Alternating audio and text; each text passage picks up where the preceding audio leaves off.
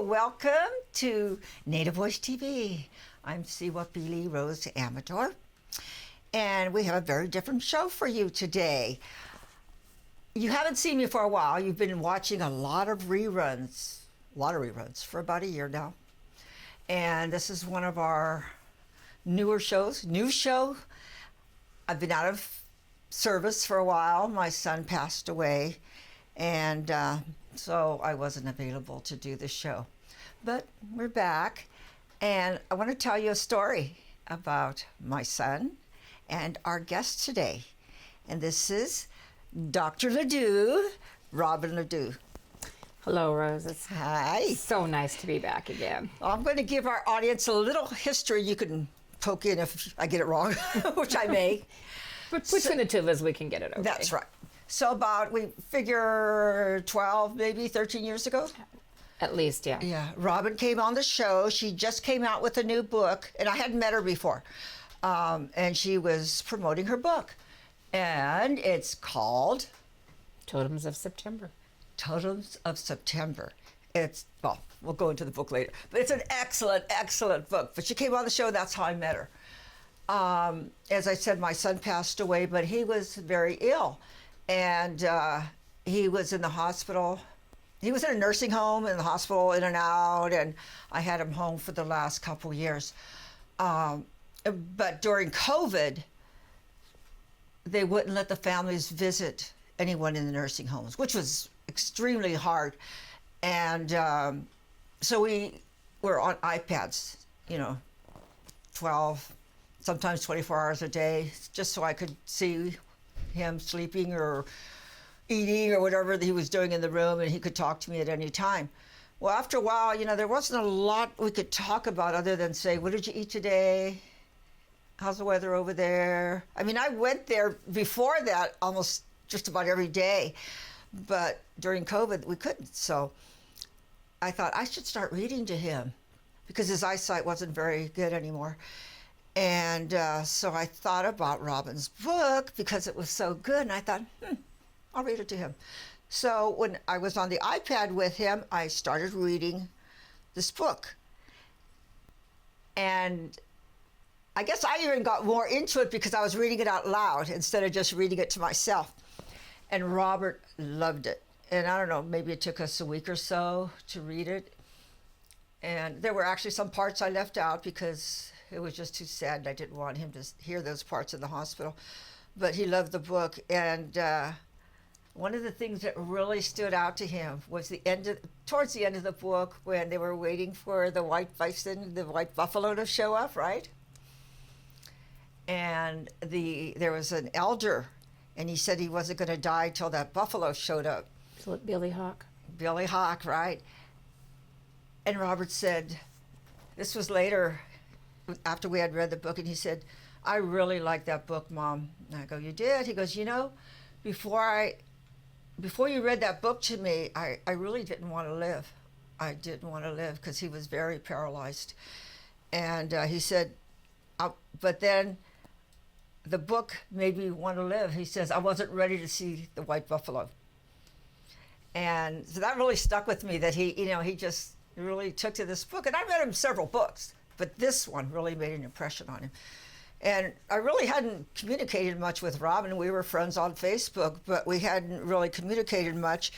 And I had to write to her and tell her, Robert's reaction. And Robin said, well, can I call him? And I thought, I don't know, and I asked Robert, I told him, the author of the book, is it okay if she calls you? And he said, yes. And I said, okay. So I gave Robin his number. They communicated almost daily. And he wanted to call her Auntie Robin because they became very, very close, and they both had a love for cats. And Robin, being the author that she is, and the excellent author, she's written several books. She'll tell you a little bit about that. But she would write stories for Robert, where Robert was a character in the story or somebody, or it was just He was always stories. the hero. He was always the hero. Yeah. And there were always cats in the stories, most of the stories. And she would ask him, okay, I need names for 5 cats, and then Robert would come up with the names, and they would collaborate together, or he'd have an idea, why don't this happen or that, and then she would put it in the story. So they did that a lot, and they just became very close, very close. And of course, after he came home, she got to spend time with him. And that's where we're at this book. And I let Robin explain how this book came about. The Diving Cats of, I don't even know how to say that. Busarias. Busarias. This book here. And how did this come about? So, I have had 4 cats. I have 3 now. And this is Captain Bubby. I'm going to give you my sage. And Rose is right. So I'd say, Robert, what should the cats be doing? And he'd say, well, I want them to do this. I want them to do that. And so that was my job to put it in stories. And I'm going to read this. Probably get teary. This book is lovingly dedicated to Robert Montoya and his mother, Rose Amador, and Bubby Cat, my perfect companion. And so we had an amazing, amazing illustrator. I'll give you my healing stone there. And I don't know if you can get a close-up of this, but this is Robert. And I miss him every day. And we were just talking about his service, and Robert did the eulogy. Robin Robin did that. Robert did the did eulogy Robert's eulogy, but he was there with us. for Robert. Yeah. Yes, and she made quite an impact on him. And right here, we had just read the draft to him, and that was his reaction. So one of the things that I didn't realize until, I guess, the last time I was down, is how many stories I had written for him. I had no idea. We read one last night called Robert's Fierce Feline Frontliners, and about how they saved the world by shape-shifting. And this is Bubby, and Bubby's leading his army of cats out to clean up the beaches and towns of Busarias. And Robert is one of the heroes, of course, and he spies on the cats because he has this beautiful little house by the sea, and he takes care of all the cats. Cat houses. Cat houses. And one morning he goes out, and all the cats are gone, and he goes to find out where they are, and then he finds out that they have this squadrons. One takes care of the mice in town and the rats. One picks up the garbage in the town, and then we have the diving cats. And Bubby sends them out every day, and then they get all the garbage and they clean up the beaches. And he gets worried because he doesn't see the cats one morning. It was so fun to write. And here they are. This is Robert spying on the diving cats. And Susan Morris was our artist, and she was amazing. And when we sent the book to Rose, and I think you've got some of the original art now. Yeah. She said, oh my gosh, that's what he looked like when he was younger. And Susan had, of course, never met him. This is what I always think of with my dear Robert and Bubby Cat. And I still have Bubby. He used to think he was the king of the world. Now his book came out, and he's the master of the universe. And but this book came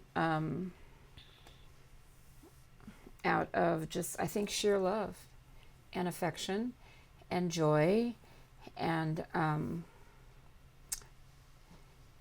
I think of the last time when I was in Hawaii with a friend on Kauai, and we were had just gotten ice cream cones, and we had a Zoom call, and I was laughing because I had dropped some of my ice cream in part of my cone, and a bird was eating it, and I was describing this to Robert, and he said, oh, Robin, you're messy wherever you go. And I'm like, I know, I can't help myself. But Rose and I have shared a lot of stories and a lot of love, and she's been a huge part of my life, and I hadn't seen her for a while. And so here we are again together, and I'm going to hand this back to you. So that's how that book came about. But I need to say a couple things about Rose being the most amazing, dedicated, loving person, one of just the most amazing people I've ever met. Not only was she an amazing mom, but been an amazing friend to me, and we've been through some ups and downs in our life, and too many to really count these days. And the gift of your friendship, Rose, is something that I take with me every single day and I think about. And yours as well. Let's stop talking because we'll start crying. Tell them about your background, your tribe, everything. Well, in my language, I'm Stipulums, which is the people who gathered medicine spirit, which is Salish. And then I'm also Daegnapum from a place called Ohanabakash, which is the place that's standing on the edge, and I'll talk about that in a second. That's Sahapshan, so from the east side of the mountains. Salish is coastal, Sahapshan is inland, and most people know better if I say Yakima. So I'm related to Yakima, we're Sahapshan, and my family was allotted onto Yakima. And so back in 1855, when the treaties were drawn up, of course, an Indian looked like an Indian looked like an Indian. So they put us all together. So we're Klickitat, Sahapshan, Taidnapum, Salish, which is Stipulums, and then Cascade. So there's actually 4 bands. And at one point in time, the Stipulums numbered 22,000, just that band alone. And so we were very large. And by the time we filed in 1916 for our recognition, we were down to less than 600. Wow. So when people say there is no such thing as genocide, it's like, excuse me, I'm a child of it. My grandfather was a survivor of the Cushman boarding school, and I was telling Rose today that every time I drive the 200 and some miles from my house to the reservation, I go past where Cushman boarding school stood, and I drive by the Puyallup Res, and I hear the cries of the babies that were buried underneath that school. So when I say that I live where the bones of my people lie, a lot of people don't understand that, but for me, where I live now in Sahapshan territory, that's where the bones of my Sahapshan people are. And when I go to the res, it's where the bones of my Salish people are. So all my life, the old ones have come and talked to me, and they tell me stories. And other than Robert and the cat, that's a different story. That's from Robert. So I've always written from the voices of my ancestors and my elders. And I just had a very special day with my auntie. She just turned 90, and she's the only one of my dad's generation left. And she still just got her driver's license at 90 for 6 more years. And I'm like, okay, auntie, and where are you driving to these days? You know, but when I take her on drives when I come over in the springtime. We go to places down in the Palouse and our homelands. And up on Steptoe Butte, named after a U.S. Army person, there are all these signs, and it doesn't say anything about the Nimi-Ipu'u, or the Yakima, or the Wenatchee, or the Wishram, or the Palouse. Any of the people live there. It's about the settlers and the colonizers and the army, and it just, hurts every time. So I write in honor of my aunties, and I write in honor of the people who've brought me here. So I went to school and got my master's and doctorate in psychology in the Palouse. I fell in love with Washington State University the first time I saw it, which is deep in the heart of the Palouse. And so I've been back there. I was a clinical psychologist who had the fortune to travel all over the world, teaching in indigenous communities about our culture as resiliency from trauma. And the older I get, the more I understand that the gift I was given was to be very, very, very traditional. And one thing, Rose, that you and I talked a little bit about last night was me being at Frank's Landing in the summer 1963 at the worst point in time of the fishing wars, where we had... Explain that a little bit. I wasn't really that knowledgeable. Yeah. Well, in 1974, there was what we called the Bolt decision, where Judge Bolt, federal judge, reaffirmed the 50-50 split I was talking about with the salmon. And even though we were given treaty rights, my tribe was not, because we were not a treaty tribe at that time. We never signed the treaties, and so we basically were scattered, and we didn't get our federal recognition to 2006. So you're going to recognize that I'm a Native American? Well, I've always known that. Very computer thing. But I was explaining to Rose that in 1855, when Busy Bee Isaac Stevens drew up all these treaties and said, okay, you can have that piece, you can have that piece, you can have that piece. Not very much. That at that point in time, the population in the state of Washington was, I think, between 10 and 20% settler and 80 to 90% indigenous. So Stephen said, okay, you 80 to 90% of indigenous population get 50% of the salmon, and you 10% of settlers get 50% of the salmon. Pretty unfair. And I was explaining this to Rose last night that so 10% get 50% and 90% get 50%. 100 years later, after the influenza and the boarding schools and all these epidemics, now indigenous people are 1% of the population in the state of Washington, and non-indigenous are 99%. So now the 99% non-indigenous are mad because they're only getting 50%, and the 1%, as affirmed by treaty rights, is getting 50%. So when the Nisqually and the Puyallup and the Muckleshoot and the Lummi and the Stapulums and the Squaxin and the Skokomish and the Snohomish and all these tribes from the Northwest went out to fish, they sent the Washington State Department of Fish and Wildlife and the National Guard to arrest our people. So when I was 8, and I didn't realize how deep this ran in me till maybe 2 weeks before my 70th birthday, which was September 8th. And I was talking to one of our other elders, Diane Riley, who's 3 months older than me and an amazing woman. I adore her.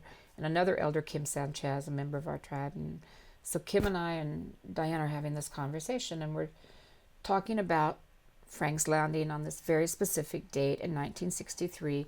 Diane is 9, I'm 8, not quite 9, and Kim is 7. And we're talking about this one day in particular, and I showed Rose some of the pictures yesterday, and I probably should get some so people can see them, about going down to the boats.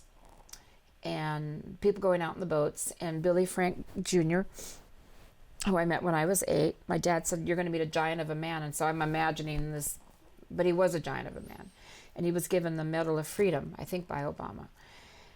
Anyway, so I don't go out to the boats the first day. I go down where the boats are going to go out from Frank's Landing.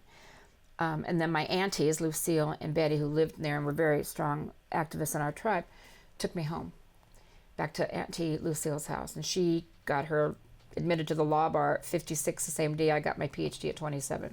I come from strong women. And that night about 11:30 to 12, my dad comes in, and I'm 8, and he's just covered with blood. And the first thing I think is, my God, my dad's been hurt. So my auntie is holding me, and then I pull loose, and I go over and I hug my dad, so then I have blood on all over my clothes. And my dad's okay, but the blood was from him helping pull people out of the boats that had been beaten by the soldiers, the National Guard, and by the agents of the Washington State Department of Fish and Wildlife. And so for a long time I wondered, where does this warrior stuff come in? And then I began to have these memories, and so I never had told anybody. And then I started talking to Diane Riley, and she said, I was there that day, and we were children. I said, you were there that day at Frank's Landing? And she said, yeah. She said, but my dad took me away. He wouldn't let me go down. And then Kim, we're talking to Kim, and it's on my birthday, and she said, I was there that day. I'm like, did you go down the boat? She said, no, but I remember it. So the three of us had never talked about this until 3 months ago. Then the next day, I just was begging my dad to let me go with him. Ramona Bennett was there. Hank Adams was there. Bernie Whitebear, who started Daybreak Star. There's all these huge, amazing heroes, and men and women and children. And they're getting arrested, and Billy Frank's getting arrested. So my dad lets me go down to the boat. You can tell who I am in the picture because I had strawberry blonde hair, which you saw in long hair. And so I'm begging my dad, I want to go in the boat. My dad says, okay, you want to see what real warriors look like? And so about that time, and I'm just 8, I'm not even 9, the National Guard comes in, and they're holding their rifles on us. And so at 8, I'm having this rifle. I mean, I don't remember this. I remember the first day, but I don't remember much of this, but I've confirmed it with people who were there, and, Ramona Bennett and other people, my aunties. And so this very young shoulder National Guard is holding a rifle, pointing at my dad, and I step in front of my dad, and I scream at him, don't you hurt my dad, don't you hurt my dad, don't you hurt my dad. And he, what I've been told, drops the rifle, and he walks away. And then my aunties take me away, and I'm screaming I want to go with my dad, I want to go with my dad. And somewhere, I've always known this, and then I talked to Ramona Bana, who's Puyallup, she's still alive, and talked about that, and she was looking at 35 years in federal prison. And so Diane and Kim and I and Tracy Forspring, who was tiny, carry this spirit forward, and we're having a huge split in the tribe between those of us who are very traditional and fought for the survival of our people versus those who I call paycheck Indians, who now we have this casino money and they have no sense of tradition. And so I get a lot of nasty comments coming my way, and I think I don't really care because I know what it's like to really fight for our people. So out of that, That's an amazing story. it's heartbreaking. It's very hard for me to talk about because I'm the only person in my direct family that knows our language or carries those traditions. I was there that day, and when I go, luckily we have other people. My cousin Greg Ladue Grove, who I have, he's wonderful. So that's where totems came from. Oh, really? Yeah. That was an amazing book. And that came to honor the people who came before me. Because the book I'm working on right now, In the Shadow of the Hawk, this young man comes, the 10-year-old boy comes to the woman writing the story, and he's Nimi Ipu'u, Nez Perce, and it's the story of the run to Canada. And he says to her, "Tell us our story or we'll disappear. Tell us our story. Tell our people our story." And that's where the book came from. It's like telling our stories. And there's a funny thing about the title. For the longest time, I couldn't think of what the title was. And then one day I went, oh, it's Totems of September. But I never knew what the totems were. And then my friend Alan, who edited, said, well, Robin, they were the Twin Towers. I went, oh, yeah. Because the book starts on the 10th of September and then carries through the first 5 years. And Alan says, Robin, you wrote the book. I'm like, yeah, but I never knew what the totems were. And of course, that's the totems, the symbols of 9/11. And the book is about resiliency. And so through Rose, I've gotten to share it. And then I wrote. People always said, well, what happened to the characters in the book? What happened to the characters in the book? It's like, I don't know. They haven't told me yet. When they get around to telling me, I'll write the story. And so was the second edition that came out about what happened with Billy Hawk and Geronimo Bars and Lola and all these amazing people. And that's where the stories came from. Yeah. You know, it just made such an impression on Robert. And to me, I was reading all these books to him, but that's the one that really, really got to him. And he said, Mom, after reading that, after you read it to me, I really wanted to live because before that, I didn't want to live. So he lived for 4 years after his massive stroke, and he only had the use of one arm for 4 years, and he passed away the day after Christmas. Because he wanted to be home for Christmas. He wanted to be home for Christmas, and he made it home. And that next day, he passed away. So this picture here was taken on Christmas Day, and he passed away the very next day. And that year he said, we always had a star on our tree. He says, Mom, I want an angel on the tree this year. And there's the angel right behind him. But you look at this picture and you say, oh, he's fine. He was ready. He was ready. Yep. And one of the last things he said is, at least I got to be home for Christmas. So Robin is one way I can stay in touch with. She understands because she was also so close to Robert and on a daily basis, huh? Just about a daily basis. We had a set time. And I was just looking at this rug and I realized I have one just like this at home, and I'm thinking the connections in our world are so interesting. But for me, when I think about that book, it's about how we survive through our kinship groups and what amazingly tough people we really are. Really tough people. Sometimes we have to be. Yeah. Yeah. Rose, thank you for... And it's always the women. Thank you for your years of friendship and for us doing this interview again. And I'm holding up sage because I always get really good sage when I come down here. And I just miss him, and I'm so grateful for your friendship. But how Robert's story ended was one of love. And I have 2 other books coming up, In the Shadow of the Hawk and then Following Blue Fox. Boy, after being here, I have to go home and finish writing those. I really do. One thing we should mention is the memorial we had for him was amazing. We had 7 different languages spoken at his memorial. 6 indigenous. 6 indigenous, And I'm not going to get them. You got to say them, Rose, because I'll never get them right. We had Salish. We had Hawaiian. We had Chicherno. Chichanya. We never get it right. I know. We had Nahuatl. Let's see, what else did we have? Lakota. Lakota. Yeah, that's right. And English. Yeah. But we had 6 indigenous languages. Yeah. And a beautiful, beautiful memorial for him. So thank you for listening to our story, listening to my story, because that was my son. Thank you, and you'll be seeing us again soon. Won't wait another year.